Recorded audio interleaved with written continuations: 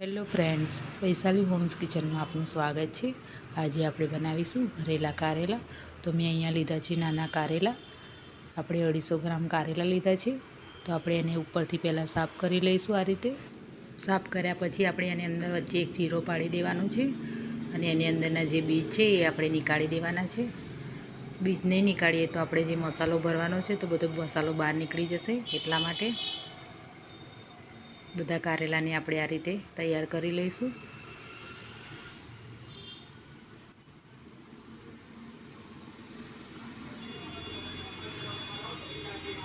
આપણે એક ચમચી ભરીને મીઠું નાખવાનું છે કારેલાની અંદર।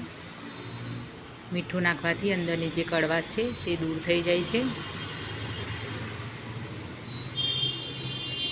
ઢાંકીને આપણે 2 મિનિટ માટે સાઈડ પર કરી દઈશું। હવે મસાલો બનાવવા માટે આપણે એક મિક્સર જાર લઈ લેવાની છે। એની અંદર આપણે લસણ નાખીશું, એક લીલું મરચું નાખી દેવાનું છે,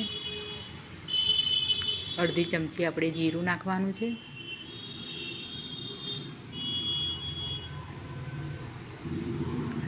અડધી ચમચી આપણે અજમો લઈ લઈશું,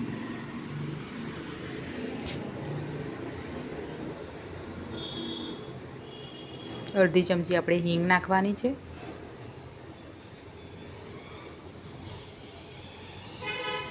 એક ચમચી ભરીને આપણે લાલ મરચું લઈ લેવાનું છે અને અડધી ચમચી આપણે હળદર નાખીશું અને એક ચમચી ભરીને આપણે ધાણા જીરું પાવડર નાખવાનું છે।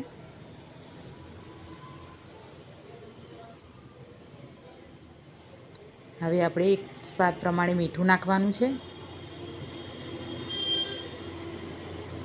બધું આપણે મિક્સરમાં ક્રશ કરી લઈશું અને આ રીતે આપણે મસાલો તૈયાર કરી લેવાનો છે। હવે એક પેન મૂકી દીધું છે મેં, એની અંદર આપણે 2 ચમચી તેલ નાખીશું।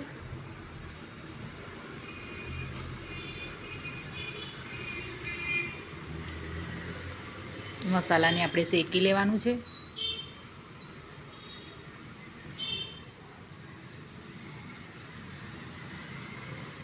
મસાલો બરાબર શેકાઈ ગયો છે તો આપણે એની અંદર નાખી દઈશું 2 ચમચી ચણાનો લોટ। એને પણ આપણે શેકી લેવાનો છે। આપણે મીડિયમ લો ફ્લેમ પર જ આ બધું કરવાનું છે।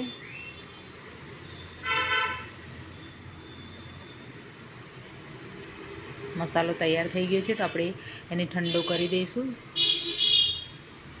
આપણે જોઈ લઈશું હવે આપણે કારેલા પણ તૈયાર થઈ ગયા છે તો આપણે એની અંદર પાણી નાખીને વોશ કરી લઈશું। 2-3 પાણી આપણે વોશ કરવાના છે।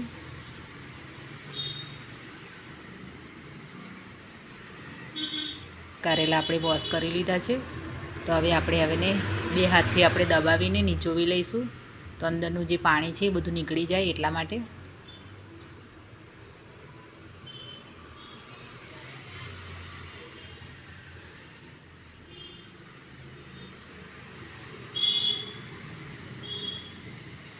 આપણો મસાલો પણ ઠંડો થઈ ગયો છે તો હવે બધા મસાલાથી આપણે કારેલા ભરી લઈશું।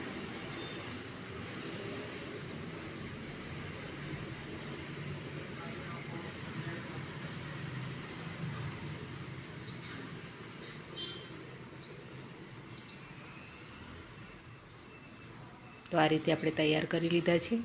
તો એક વાસણમાં આપણે પાણી મૂકી દીધું છે તો એની ઉપર આપણે કાણાવાળી આ રીતની જારી મૂકી દેવાની છે અને હવે આપણે એને સ્ટીમ કરી લઈશું કારેલા ચડી જાય ત્યાં સુધી।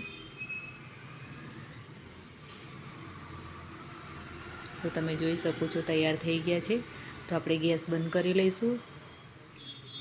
આપણે જે મસાલો બનાવ્યો હતો એ વાસણમાં જ આપણે બીજા 2 ચમચા આપણે તેલ નાખી દઈશું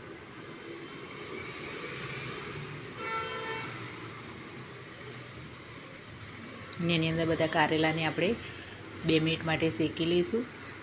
મીડિયમ લો ફ્લેમ પર જ આપણે શેકવાના છે।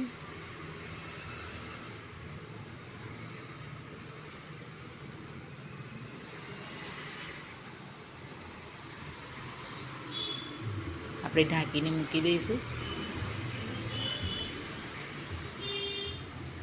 તો તૈયાર થઈ ગયા છે આપણા ભરેલા કારેલા। તો તમને મારી રેસીપી ગમતી હોય તો મારી ચેનલને લાઈક, સબસ્ક્રાઈબ અને શેર કરવાનું ભૂલતા નહીં।